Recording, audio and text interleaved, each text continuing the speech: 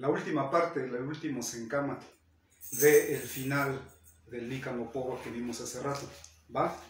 Entonces, a ver, chavos, chavas, presentes aquí, y los que están viendo también. Entonces, 1, 2,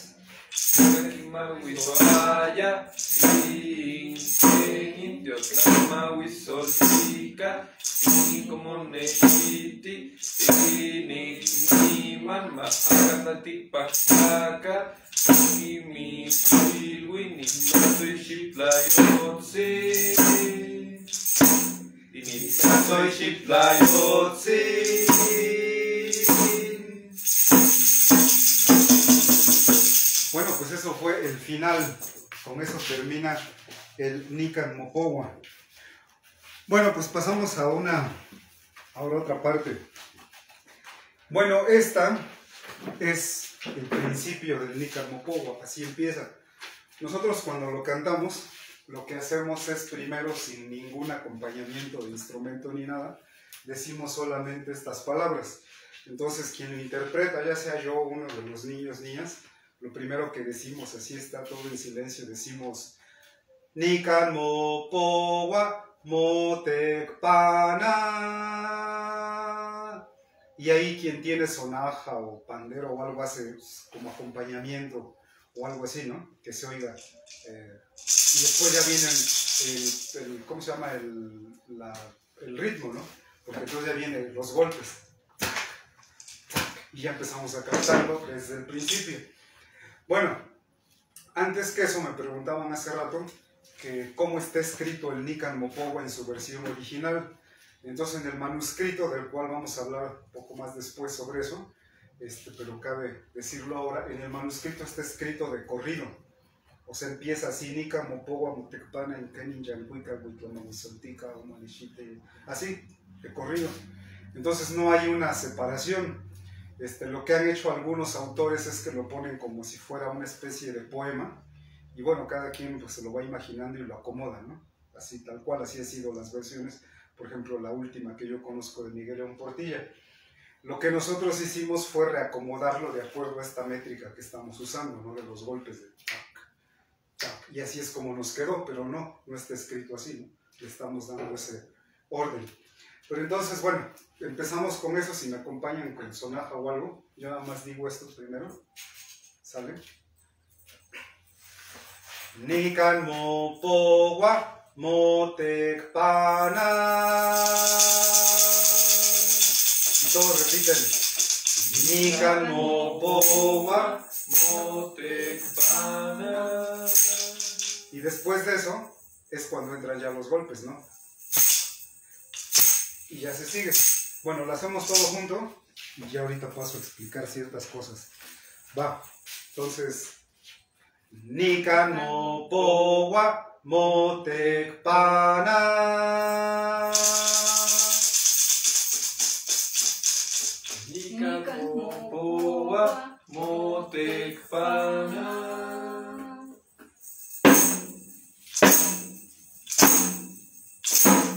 Nican Mopogua Motecpana.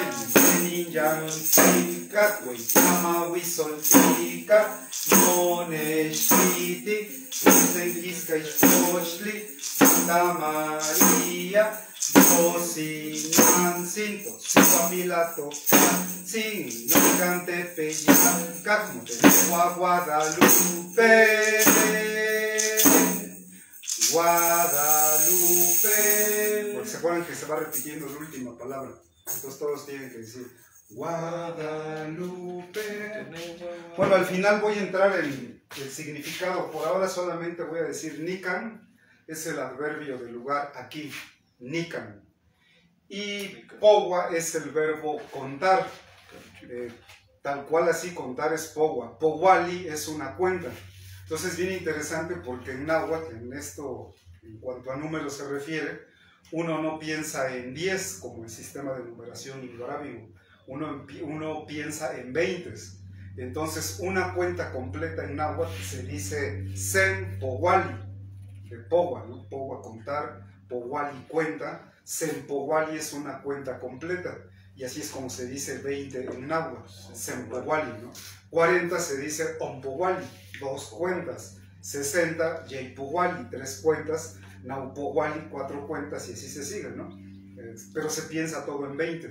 Entonces eso es lo más interesante, que esto es otra forma de pensar, ¿no? El mundo, la realidad, desde la cosmovisión náhuatl. Este es para decir se cuenta o es contado, ¿no? Entonces lo que está diciendo es aquí es contado, aquí se cuenta.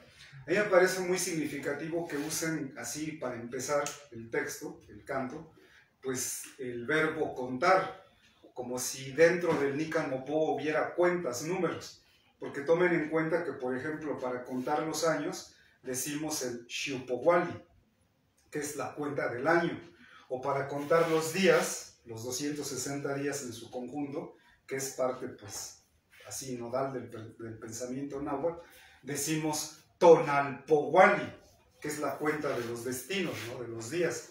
Entonces en náhuatl esta palabra powali tiene un significado muy, pues como que muy fuerte, ¿no? Porque estamos hablando de contar números, ¿no? Días, años, cuenta. Entonces así empieza el Nican Mopogua. A mí me explicó un nahuablante de Milpalta hace ya muchos años, platicamos sobre esto, y él decía que a él desde el título mismo, cuando uno dice Nican Mopogua, desde ahí ya dice esto es extraordinario, ¿no?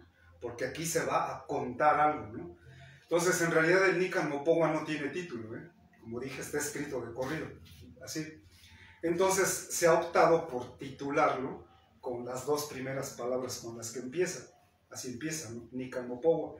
Pero nosotros cuando lo empezamos, pues para que se oiga lindo, decimos Nican Mopogua Motecpana, que sería esta y esta. El verbo tecpana es poner en orden las cosas, ¿no? Si está todo desordenado, digamos que lo pongo así en filitas o algo, eso significa tecpana, entonces se pone en orden. Entonces aquí se cuenta o es contado, o aquí se ordena o es ordenado. O sea que desde el título mismo, que bueno, el título que le hemos puesto, o mejor dicho, desde sus primeras palabras, pues el Nican Mopogua ya nos está diciendo la importancia de lo que va a decir, ¿no? Nican Mopogua, Motecpana. Bueno, así lo empezamos a cantar y bueno, después ya viene esto. Bueno, antes de pasar al canto mismo, les comento algunas cosas, ¿no? Una de ellas es que hace rato ya vimos por el final del Nican Mopogua, que nos lo está diciendo muy claramente en esta última sencama que acaban de cantar aquí los presentes, es que no fue un Tlalticpactlaca, cuando dice Maaca Tlalticpactlaca, que no un Tlalticpactlaca es quien lo pintó, o sea, no fue un noble, un señor, un príncipe quien pintó la preciosa imagen, pero si no la pintó un Tlalticpactlaca, un señor de la tierra, como tal, un príncipe, ¿quién la pintó? Esa pintura que está en la Basílica de Guadalupe. Bueno, sobre eso vamos a tocar ahora el tema. Sepan ustedes que allá el cerro del Tepeyacac, que es un nombre correcto, Tepet, cerro, Yacac, nariz, geográficamente quienes han visitado el cerro allá hoy le decimos del Tepeyac, pues se dan cuenta de que ese cerro es como que la puntita, ¿no? De toda una serranía que se viene, ¿no? Que supongo que es la Sierra de Guadalupe, ¿no? Entonces así termina ese lugar, como si fuera una nariz, la punta. Entonces el último cerrito donde termina esa serranía es, pues así le pusieron los antiguos, el Tepeyacac, que bueno, hay quien lo traduce como la nariz del cerro o la punta de los cerros, algo así, ¿no? Pero bueno, sus raíces son Tepetl y Yacatl. Y bueno, el sonido k al final, que quiere decir en, está haciendo referencia a un lugar. Bueno, entonces sepan ustedes que este lugar que hoy decimos Tepeyac, pero que antiguamente se llamó Tepeyacac, desde tiempos inmemoriales ha sido un lugar de peregrinación, un lugar de culto. Desde tiempos muy antiguos, los antiguos mexicanos pues iban de muchos lugares, de muchas comarcas, a ese lugar, a ese cerrito, y ahí a quien se veneraba pues era la divinidad femenina, o sea, a la Tonantzin, a la madre, madre de dioses, pero también madre de hombres. Entonces así es como se le dice en náhuatl, To, que ya vimos que significa nuestro, el adjetivo posesivo de primera persona de plural. Nantli es madre, pero tomamos nada más la raíz nan, y Tzin, que ya vimos que es así para con respeto, veneración. Entonces Tonantzin pues es nuestra madrecita, madrecita que da la vida sobre la tierra y que cuando nos morimos nos traga, cuando nos entierra. Entonces hablar ya de Tonantzin, de la madre tierra, pues obviamente es ya hablar de una cosmovisión bien diferente al cristianismo. Pero bueno, entonces el Tepeyac era el lugar de culto de Tonantzin desde antes de la conquista, desde antes de que llegaran los cristianos, los hombres de Castilla. Y cuando llegan los franciscanos, lo que hacen es pues prohibir el culto a la Tonantzin. Y lo que hacen en el cerro del Tepeyac es poner una capillita, una ermita, así algo muy pequeño, que va a estar dedicado, así lo dicen los franciscanos, a la Madre de Dios. La Madre de Dios es a quien va a estar dedicado este lugar. Entonces ahí estamos hablando pues ya como principios después de la toma de México Tenochtitlan, ¿no? Acuérdense que los franciscanos llegan en 1524, la conquista 1521, entonces estamos hablando por esos años, cuando este lugar se dedica a la Madre de Dios. Pero chéquense, bien interesante, para 1556 ya se habla de que en ese lugar existe una gran devoción, grande ya, a donde van españoles y naturales, dicen ellos, o sea, indígenas, a venerar a Nuestra Señora de Guadalupe. Y ya no es una capillita, ¿no? Se entiende, bueno, más bien ya no es una ermita, se entiende que ya es una capilla, o sea, ya hay un culto más grande. Lo que llama poderosamente la atención, y que muchos guadalupanos ignoran, es que Francisco Bustamante, en ese año 1556, él era el provincial de los franciscanos, o sea, como el jefe, ¿no?, de la orden aquí en México, en la Nueva España, y él se opone rotundamente a que se le permita a los indios venerar a esa Tonantzin o a esa Virgen de Guadalupe en el Tepeyac.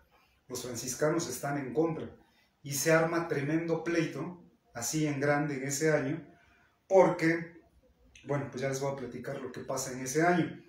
Pero antes de eso, aquí en las clases hemos hablado de un personaje, lo mencioné hace rato, cuando estábamos en el corte, de don José Fernando Ramírez.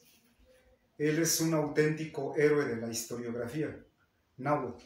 Aquí hemos dicho que sin el trabajo de don José Fernando Ramírez, la historiografía náhuatl estaría incompleta, por decirlo menos.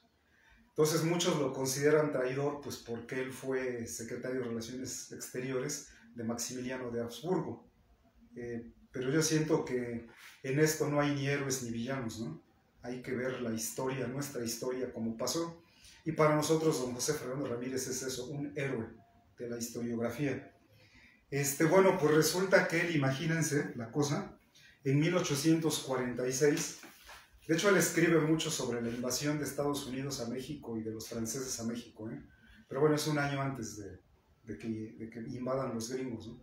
Bueno, en 1846 él va a visitar a su casa al arzobispo, que se llama Manuel Posada y Garduño. Entonces él ya está enfermo ahí por abril, va a morir poco después, él ya está en cama. Pero bueno, don José Fernando Ramírez, pues era un hombre, pues, rico, intelectual, influyente en la época, en la historia de México del siglo XIX. La cosa es que él va a ver al arzobispo en persona. Y don José Fernando Ramírez tiene un interés genuino, auténtico, por la cultura náhuatl y por la guadalupana. La cosa es que él le pregunta al arzobispo así, yo creo a unos 2 metros de distancia, ¿no? Él está sentado aquí, el arzobispo está ahí en su cama. Le dice, ¿qué hay de cierto? ¿Qué onda con esto de la Guadalupe? O sea, neta, ¿es cierto? ¿Cómo pasó? O sea, le hace una pregunta seria, ¿no?, al mero arzobispo. La respuesta del arzobispo es fuerte, ¿no? Porque señala una mesita que tenía a un lado, de ahí en su habitación, y le dice a don José Fernando Ramírez, lo que hay de cierto sobre ese asunto, o sea, sobre la Guadalupe, dice, está en ese pequeño expediente, un librito así de unas 14 páginas, chiquito, ¿no?, delgado. Lo que hay de cierto sobre el asunto de la Virgen de Guadalupe está en ese expediente, se lo señala. Dice, pero eso ni tú ni nadie lo va a ver nunca. Fin de la conversación. ¿Qué había en ese expediente? Bueno, resulta que el expediente del que habló el arzobispo Garduño es ni más ni menos que las informaciones de 1556. Entonces, ¿cuál es el contexto? ¿Cómo se da esto? Resulta que, regreso al asunto del franciscano, Francisco Bustamante, están celebrando la natividad del nacimiento de la Virgen María el 8 de septiembre de 1556. Él pues está ahí en su homilía, ahí en la misa de esta celebración, y frente a él está ni más ni menos que el virrey y los oidores y toda la élite de la Nueva España. Entonces imagínense que no es cualquier cosa, ¿no? Es la élite la que está ahí en esa misa. Bueno, pues ahí en ese lugar, este hombre, el franciscano, se echa una especie de discurso en contra del arzobispo Montúfar, porque dice él que él no está de acuerdo, ya les dije, que a los indios pues se les permita ir ahí que adoren a esa pintura. Entonces lo interesante es que en esas informaciones las manda a hacer el arzobispo Montúfar, para defenderse de las acusaciones que le está haciendo el franciscano. Entonces, en ese contexto es el que las manda hacer. Les digo que son 14 hojas, son 13 preguntas que le hacen a 9 personas muy respetables, de ciudadanos españoles, pues de ahí de la Ciudad de México. Entonces es bien interesante porque no se menciona en absoluto lo que se dice nada de las apariciones ni de Juan Diego. Eso no existe para 1556. No hay ni una sola mención. ¿De qué habla entonces el franciscano? Bueno, básicamente él toca 3 puntos. Uno es que él está en contra de que esa imagen que dice acaban de colocar ahí en el Tepeyac, en la capilla, se le atribuyan milagros. Él dice que no está bien que se le haga creer a los indios que las imágenes hacen milagro. Como que su queja es muy pastoral, porque él dice, nosotros le hemos enseñado a los indios que a quien tienen que venerar es a Dios. De él no se puede ver ni nada, ¿no? No a las imágenes sobre la tierra, de madera o de lo que sea. Entonces él está en contra de que se le atribuyan milagros. De hecho, hasta llega a decir, y yo sugiero que aquel que ande diciendo que esa pintura hace milagros, se le dé unos 100 o 200 azotes, o sea, castigo tal cual, ¿no? Ese es un punto. El otro es el de las limosnas. Él dice que no se sabe, que como ya va mucha gente, mucho español ahí a la capilla del Tepeyac, ya dejan limosnas. Y él se queja porque dice, bueno, ¿a dónde van a dar esas limosnas? Es mucha lana, ¿no? Entonces dice, esas limosnas se deberían de donar al hospital de los pobres que hay ya en la época. Pero esa es su queja, ¿no? Y la otra es que se está cometiendo idolatría, y esa es la parte que a mí me parece más fuerte, porque cuando los franciscanos en el siglo XVI hablan de idolatría, de lo que en realidad están hablando es de la religión náhuatl, ¿no? Entonces él está diciendo que con el culto guadalupano se está regresando a la idolatría. En otras palabras, el culto guadalupano no es de la religión católica, sino que es de la religión náhuatl. Él lo dice tal cual, ¿no? Pues eso es idolátrico, es idolatría pura, ¿no? Que vayan y adoren una pintura. Y lo más fuerte para muchos guadalupanos católicos, obviamente, es cuando se afirman esas informaciones que esa pintura que colocaron ahí dice que no está bien que a los indios se les permita venerar esa pintura, cuando todos saben, lo dice el franciscano en frente de las autoridades virreinales, cuando todos sabemos, dice que esa pintura fue pintada por un indio, por Marcos Zipac. Entonces eso no es ningún secreto, ¿no? Hay nombre del autor. Les comparto entonces, déjenme ver si la tengo aquí a la mano, cuáles son, sí, aquí, las palabras o parte de estas informaciones de 1556. Esto viene directamente del texto, dicen: una de las cosas más perniciosas para la buena cristiandad de los naturales, refiriéndose a los indígenas, era sustentar la devoción de la dicha ermita de Nuestra Señora de Guadalupe, porque desde su conversión se les había predicado que no creyesen en imágenes, sino solamente en Dios, y que solamente servían las imágenes para provocarlos a devoción. Y ahora, decirles que una imagen pintada por un indio hacía milagros, que sería gran confusión y deshacerse de lo bueno que estaba plantado en ellos. Bueno, así las palabras del franciscano. Entonces, bueno, no hay la menor duda de quién pintó esa imagen, ¿no? Fue un indio nahua que, pues, de nombre tiene Marco Cípac.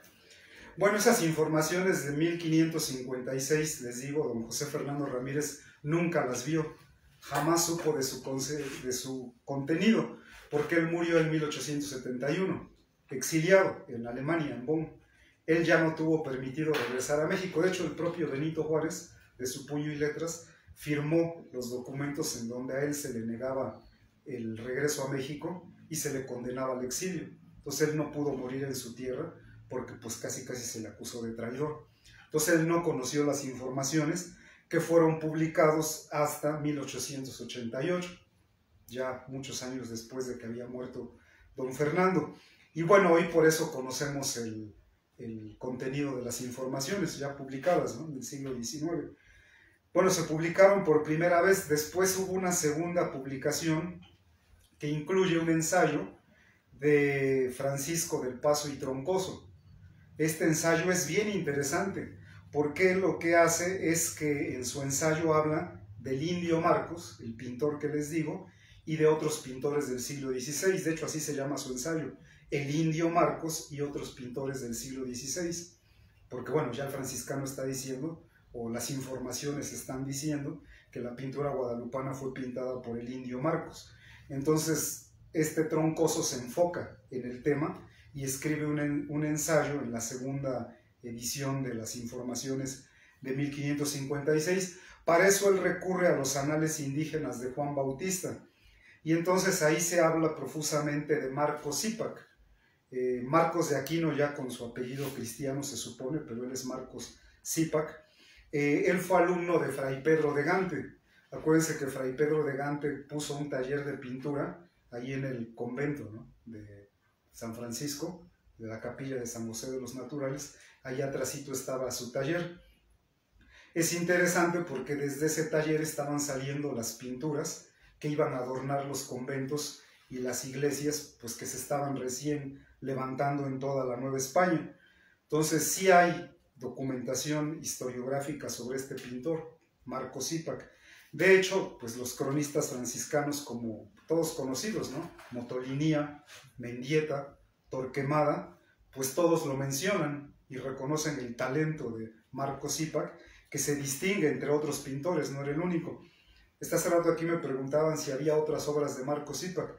Hasta donde yo sé, una que sí está visible hasta el día de hoy es la del convento de Huejotzingo, aquí cerca de Cholula, más para allá. Entonces ahí en ese convento hay un pórtico. Una vez fuimos gente de aquí del pueblo, fuimos varios y lo fuimos a conocer, y ahí arriba está pintada la Virgen de la Asunción y a los lados están los 12 franciscanos que llegaron en 1524, casi como haciendo rememoranza a los 12 apóstoles, ¿no? Por eso llegan 12. Y bueno, ahí está una Virgen de la Asunción. Jorge González Camarena, el pintor, el que pintó los libros no sé si se acuerdan, los libros viejos de texto, ¿no?, que está la Madre Patria, esta mujer morena vestida de blanco con su bandera. Bueno, esa la pintó Jorge González Camarena. Él asegura que por su estilo, sus pincelazos, lo que sea, que el autor de la pintura guadalupana es el mismo que del convento de Huejotzingo, esa Virgen de la Asunción. También hay documentación que habla que en 1564 a Marco Cípac se le encomienda pintar las 6 tablas del retablo de San José, ahí del convento grande de San Francisco.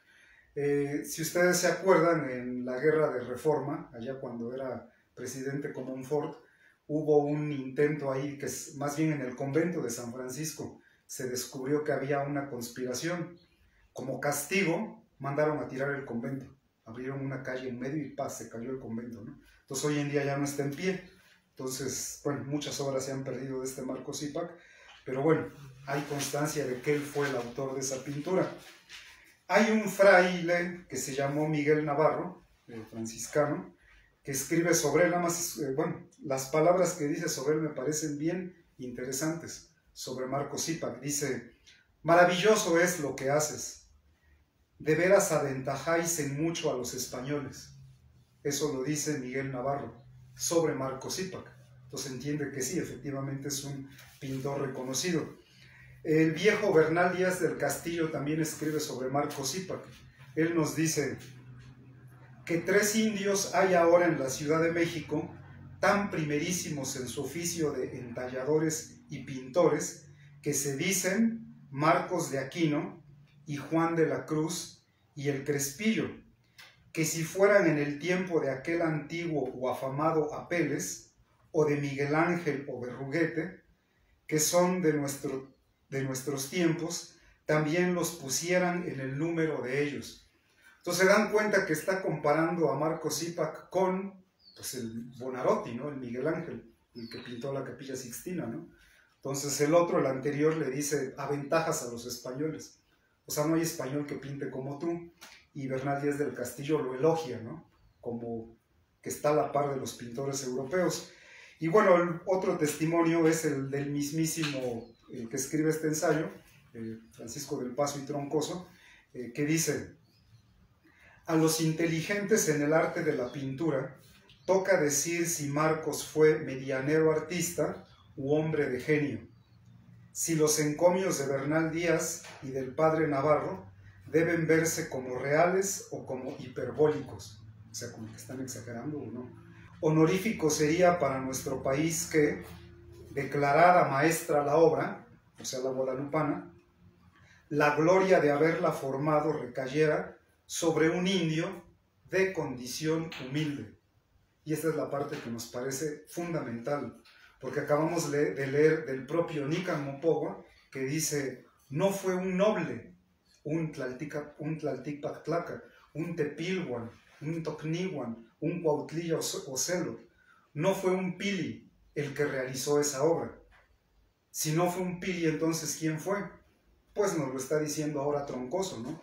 Que el privilegio de haber pintado esa obra recayera sobre un indio de condición humilde, o sea, sobre un macehual, ¿sale? Entonces supongo yo que eso como que nos viene a aclarar de repente muchas cosas, ¿no? ¿Quién fue Marco Cípac? Es de origen humilde, no un pili, no un noble, sino un macehual. Y ya el autor del Nican Mopogua, de quien vamos a hablar después, ¿por qué nos revela eso, no? Que no fue un noble quien pintó la pintura guadalupana, sino un macehual, ¿no? Un agente del pueblo, un pintor humilde. Bueno, pues así las cosas con la pintura. Entonces, lo que se dice en las informaciones de 1556 es que dice que la pintura esa que los indios ya van a adorar allá como algo divino, en el Tepeyac, dice que no está bien que se les permita ir, dice, porque esa pintura fue pintada ayer por un indio de nombre Marcos. Suponemos nosotros que cuando dice ayer quiere decir recientemente, o sea que si este discurso se da el 8 de septiembre, no significa que la pintura guadalupana fue pintada el 7, ¿no? Sino ese ayer es hace poco, recientemente. Entonces, con eso podríamos concluir, decir que la pintura de la Guadalupe, que hoy conocemos, bueno, que está en la Basílica de Guadalupe, fue pintada a principios de 1556, tal vez un poco antes, pero sí seguro a mediados del siglo XVI, por un pintor de origen humilde, pero que se destacó por su arte, un auténtico artista, de nombre Marco Cípac. Entonces, en nuestra humilde opinión, eso no le quita ni un gramo a la importancia de la pintura guadalupana. Siento que por el contrario la engrandece todavía más, ¿no? Porque se da en el contexto de una guerra religiosa, cuando el cristianismo se viene a imponer aquí, y se da, igual en mi humilde opinión, como una especie de estrategia de resistencia de los pueblos nahuas para no perder sus símbolos, ¿no? Entonces el pintor que hace esto, pues no hace una copia de la Virgen María para nada, ¿no? Él lo que hace es un original. Se supone que toma como modelo la Virgen de Guadalupe de España, es cierto, la del coro, que tiene sus rayos, sus estrellas, pero no es su intención, no es que no pudiera ser una copia exacta de ella, ¿no? Lo que nosotros sentimos es que la toma como modelo a esa Guadalupe, pero pinta un original. y lo más importante es que le coloca símbolos del pensamiento náhuatl. El más importante, ya lo dijimos hace rato aquí, pues la florecita de 4 pétalos, ¿no? Que es el quinto sol, que ahí están todos los mitos náhuatl, ¿no? Los mitos de la creación, este quinto sol en el que vivimos los macehuales. Entonces, así de grande el asunto, ¿no? De la pintura guadalupana, quién es su autor y el texto del Nican Mopohua, que leído en náhuatl revela muchas cosas, ¿eh? Apenas estamos empezando, ¿no? Pero hay más todavía. Sale. Entonces, esos son mis comentarios teóricos, digamos, sobre esta parte. Y bueno, hace rato ya entendemos el principio, ¿no? El Nican Mopohua Motecpana. Bueno, ¿qué sigue después? Lo que sigue después, se los voy a ir diciendo. Bueno, ya dijimos que no es un curso así de náhuatl, ¿no? Porque si no, no acabamos nunca, ¿no? Si nos ponemos a ver así gramática, pronombres, adverbios.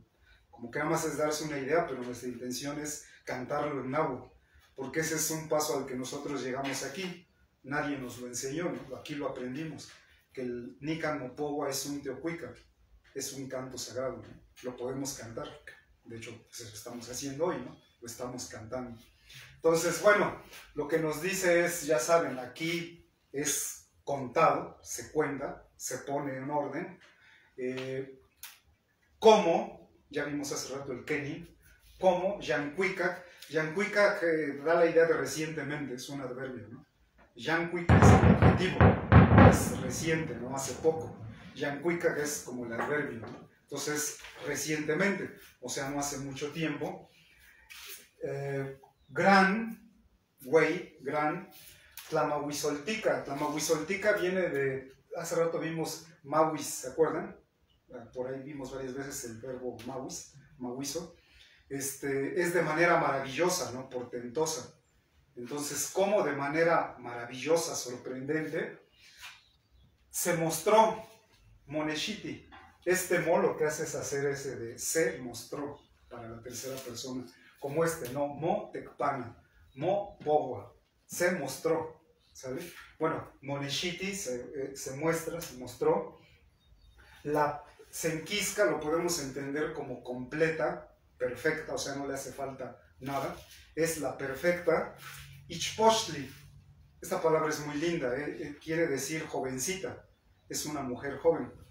De hecho, yo he mencionado que aquí unos conocidos míos que venían a vender pollos rostizados de Huatlatlauca, 2 hermanos, bueno, de uno de los pueblos aquí. Huatlatlauca está del tenso este de la cordillera para allá, ¿no? Ahí al día de hoy todavía hay nahuablantes, hay comunidades nahuablantes aquí cerca. Esos hermanos, nahuablantes también, me enseñaron un cántico en náhuatl que lleva la tonelada de las mañanitas, que dice: Itlanse tepetón, tlicampasho, chilmohuapana, oniki, taxeichpocatzin, no yolotzin, titilana. Entonces, bueno, Ichpochtli, ahí viene también esa palabra, es una jovencita, ¿no? No sé qué palabra se les ocurre en español, adolescente, muchacha, pero es una mujer joven, a diferencia de Cihuatl, ¿no? Que ya es una mujer propiamente. Entonces es una jovencita, ¿no? Ichpochtli, Ichpocatzin, de cariño, ¿no? La Ichpocatzin. Da el nombre Santa María, eso no nos extraña en nada. Ya en el curso del Cuicapeucayo vimos que muchos cantos nahuas tienen interpolaciones cristianas, cristianizantes, entonces no hay ningún problema, ¿no? Santa María tuvieron que disfrazar el Nican Mopohua para que sobreviviera. Y bueno, aquí está esta expresión, ¿no? De quién es esta jovencita perfecta, ¿no? Dice to, ya vimos que es nuestro, nuestra, el adjetivo posesivo, primera persona, plural. Siwa, mujer, Cihuatl. Aquí, por ejemplo, en la región se dice Sohuatl, pero es la misma palabra, Cihuatl, Sohuatl, con las variantes. Y Pila, pues viene que de Pilios, es una señora noble, ¿sí? Entonces aquí lo que está diciendo es nuestra noble señora, Tosiwa Pilato Katzin, con el reverencial así al punto, ¿no? Tosiwa Pilato Katzin, y dice in oncan. Oncan también es un adverbio, así como nican es aquí, oncan es allá. Oncan, ¿sí? Entonces dice Oncan ahí y nos da el nombre del lugar, y en el Nican Mopohua aparece el nombre correcto, Tepeyacac, o sea que no dice Tepeyac, dice Tepeyacac, como dije hace rato, es el nombre correcto de ese lugar sagrado, antiquísimo, ¿no? De los pueblos nahuas, donde se ha venerado a la Madre Tierra, a nuestra Madre. Entonces dice Inoncan Tepeyacac Motenegua, que se le llama, se le dice Guadalupe, ¿sí? Así se le conoce allá, Guadalupe. Antes que se me olvide, hay un testimonio, luego se me olvida, de 1575, que el virrey Manríquez le manda una carta en respuesta al rey de España. Lo que pasa es que el rey de España pregunta por qué aquí hay un santuario que se llama Guadalupe. Entonces el virrey responde y dice que él supone que es porque la imagen de acá, la mexicana, se parece a la de España. Entonces sabrán ustedes que en España hay un río que se llama Guadalupe. Guadalupe es una palabra árabe que lo traducen a veces como río escondido, río de lobos, o escuchar una traducción como río de amor, pero seguro es río porque en árabe se dice Wad, río. Allá en España hay un pueblo que se llama Puebla, y se llama Puebla de Guadalupe porque el río pasa ahí. Ahí se venera a la Virgen María de Guadalupe. Entonces este pueblo está en la región de Extremadura.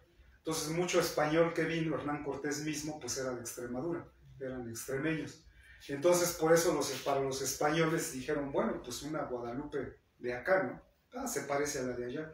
Entonces ellos la aceptaron muy bien. Pero bueno, ya acabamos de aclarar que quien pinta esa obra única, no una copia, sino una obra desde el pensamiento náhuatl, es esa. Entonces por eso tiene ese nombre, ¿no? De Guadalupe. Así se le llama, así ya se le conoce para mediados del siglo XVI.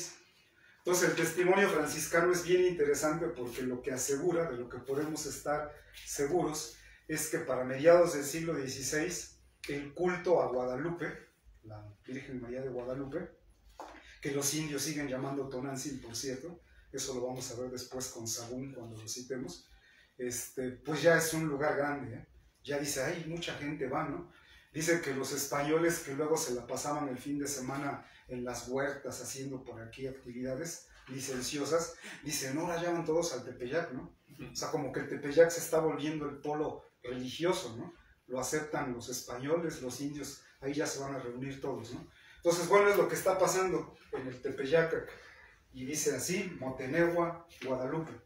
Bueno, esta es una primera partecita, después voy a explicar qué es esto, es una introducción, después ya vienen propiamente las apariciones. Pero bueno, si me acompañan, pues ya podemos cantar esta parte, ¿no? Bueno, la pueden leer, ir leyendo, y la podemos ir entonando. Sale. Le vamos a hacer como hace rato, ¿sale? Que yo canto esta, y ustedes repiten, okay. Y luego ya vienen los golpes y ya todo de corrido, ¿va? Okay. Bueno, señora, ¿agarras ese pandero? Ah, no, ya llegó el dueño, no, déjenlo.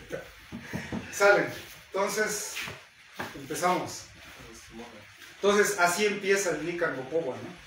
Este es el principio. Va. Nican Mopohua Motecpana.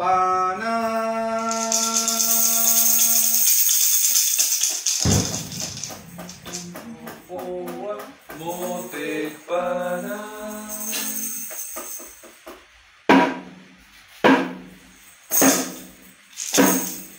Nican Mopohua Motecpana y Teminyan Nika Soltica, Moneshiti, Tenquisca y Santa María.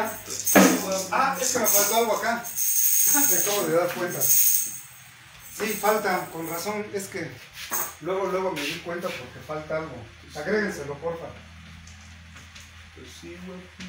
Iba bien, pero me faltó. Hace rato sí lo canté, pero no estaba escrito. Pero hasta ahorita caí en la cuenta. Después de Santa María dice Dios Inantzin. Y ya saben que es su Nantli madre, su madrecita. Yo, si, Nancy, do, si, guapila. ¿Sí? Entonces yo creo que repetimos por mi error. Échale ganas, señor. Yo, si, Nancy. Y bueno, lo demás todo sigue. Va. Va. Nikan mo po wa mo te pana. Mopowa motepana.